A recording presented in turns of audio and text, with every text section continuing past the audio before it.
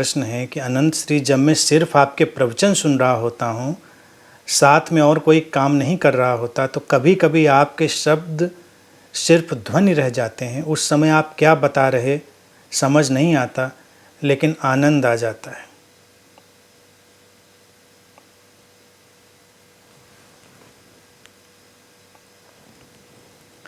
शुभ है, ठीक है, आनंद आया ना, उद्देश्य पूरा हो गया। शांति आई, उद्देश्य पूरा हो गया। मैंने क्या कहा क्या नहीं कहा वो महत्वपूर्ण नहीं है।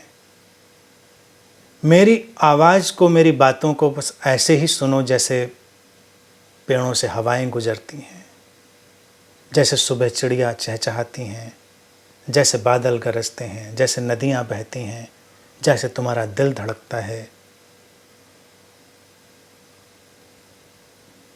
सहज, प्राकृतिक।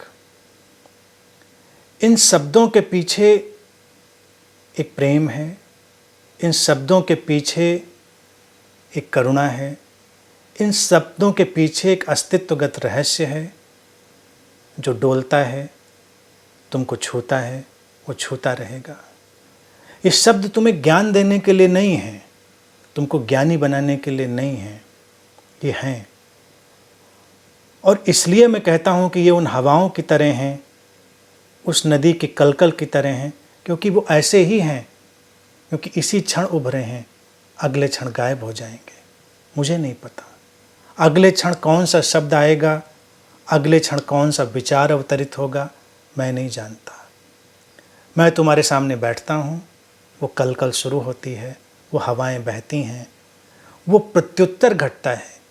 तुम्हारी अपनी अभीप्सा से, तुम्हारी अपनी प्रश्नाकुलता से, तुम्हारी खोज से, तुम्हारी प्यास से जो भी तरंगें उठती हैं वो टकराती हैं और एक प्रत्युत्तर उठ जाता है। मेरे पास कोई पहले से तैयार किया जवाब नहीं है। मुझे कभी नहीं पता कि मुझे तुम्हें क्या जवाब देना है, लेकिन वो तुम्हारे काम आता है, हमेशा काम आता है। इसका मैं भी साक्षी होता हूँ, इसके हर कोई साक्षी होते हैं। तो इसीलिए कभी कभी शब्द खो जाते हैं, क्योंकि शब्दों की हमेशा ज़रूरत नहीं होती। वो आवाज़ नदी के कलकल की तरह, पेड़ों से गुजरती हवा की सरसराहट की तरह तुम्हारे साथ रह जाती है और तुम्हें आनंद देती है, तुम्हें शांति देती है और देगी। शुभ है, तुम ऐसा महसूस करते हो, इट्स गुड।